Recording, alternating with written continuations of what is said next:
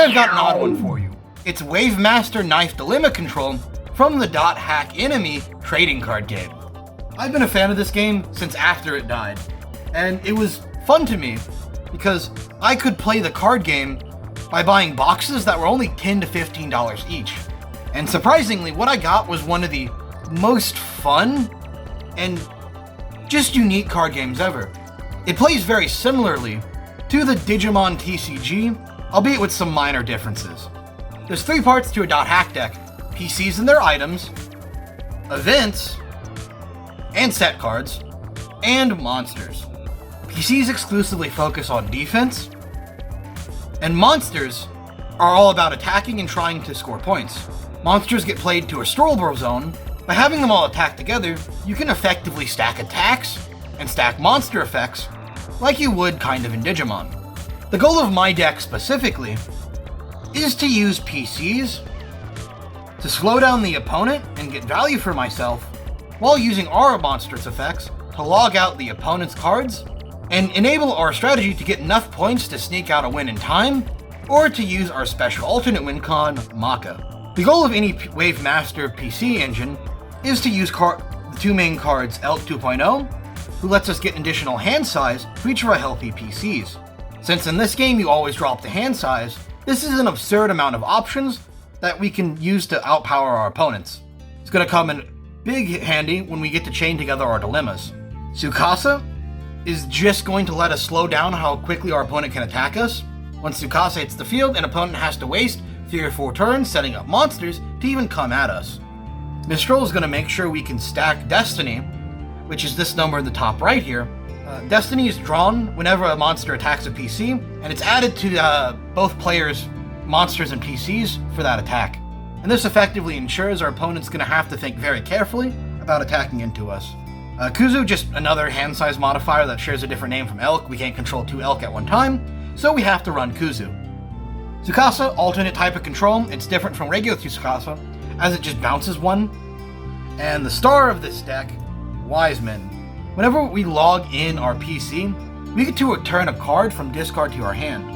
We have so much recursion of our control options, our opponent has to think very carefully about what they want to do. For example, this lets us do things like discard Maka when it would be a brick in our hand, and add it back later when we're getting ready for the kill with Wiseman. I'll get more into how to use Maka in a bit.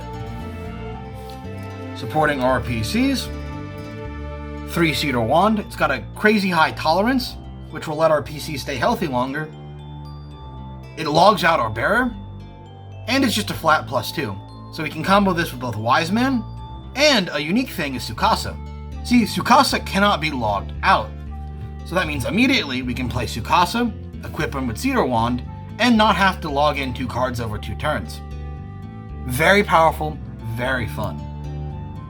Now our miscellaneous item cards are Noble Cloak, so we can deal with bricky hands and recur our set cards. Diabolic Wand, so we can turbo through our PCs a little bit. Tsukasa's Guardian to refresh our hand.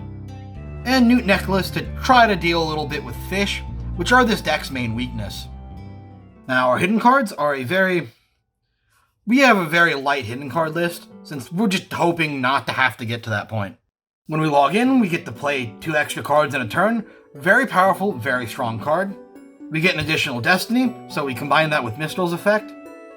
And we get to punish our opponent for rushing into us. If a PC wins a fight, we get to log out a PC. So we can just hit our opponent's monsters and just keep gunning at them. For the big array of hate cards is the Dilemmas. So, Dilemmas are an amazing set of cards. What they do is they give both players a negative effect, have a cost of a positive effect, and then let you play another Dilemma. This one forces both players to add an item to hand at the cost of us playing a monster, which of course isn't a real cost. This one forces each opponent to return 2 cards of the same element to the hand, at the cost of playing an item. Of course, our deck is designed to dodge this effect, as we do not have a lot of elemental cards. We have Escape Plan, which forces both players to return a storable monster in hand, and then we get to play a Dilemma, at the cost of playing a PC. And lastly, we have each opponent returns his or her non-storable monster and play it a hand, you may play a Dilemma. So, of course, chaining these together for massive blowouts on our opponent, combining them with already slowing effects like Tsukasa 2.0, is absurdly good. But an important thing to consider is with these two right here, and this one, if our opponent has scored those monsters, we can force the opponent to get rid of their own game progression. It's absurdly powerful and cool. Of course, we have one mailer to let us just play more PCs, ignoring their summoning conditions.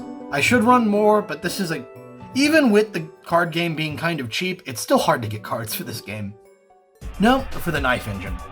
Knives are a very, very simple engine. Very simple engine. They don't have a whole lot of gimmicks for being storable. They attack when knives attack.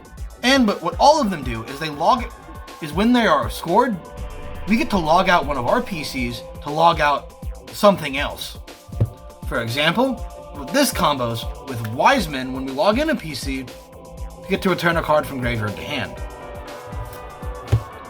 Now, for our low attacking numbers and just ones we can throw out, 4 Sword of Chaos, and 3 Disco Knife.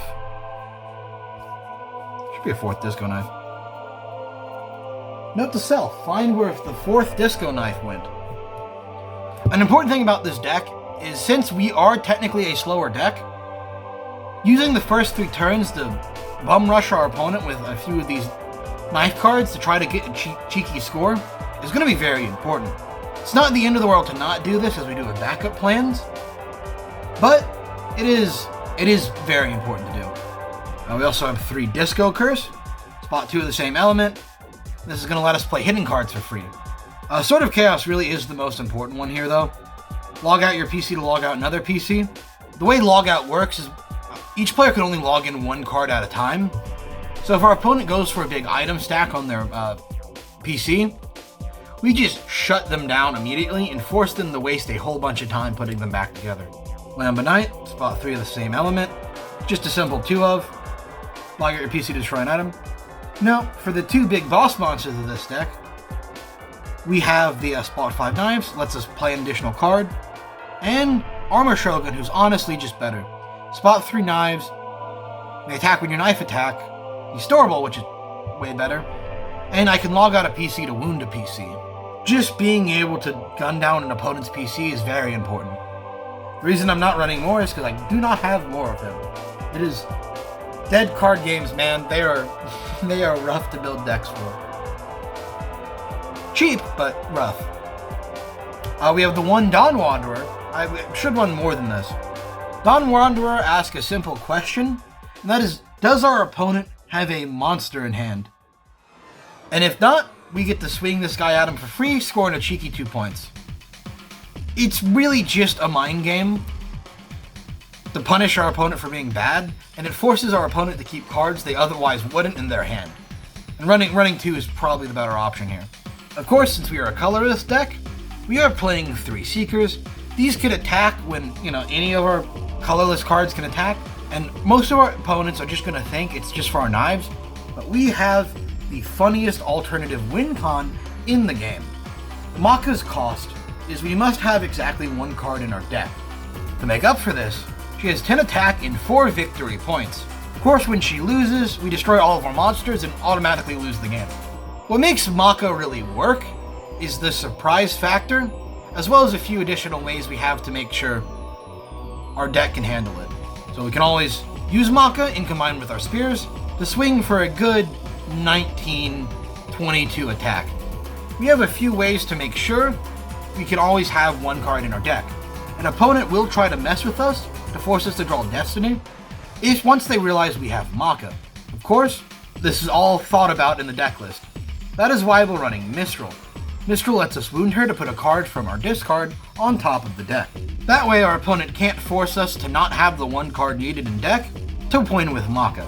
Alright, that's all. I hope you guys appreciate this just very unusual deck profile. I've had this a long time, and it's one of my favorite things I own. And it's very fun to play around. And it's very fun to play around with. Disregarding the fish matchup. It is I hate fish in this game. They are obnoxious and they don't play the game normally. So we don't get to use our dilemma cards very well against them.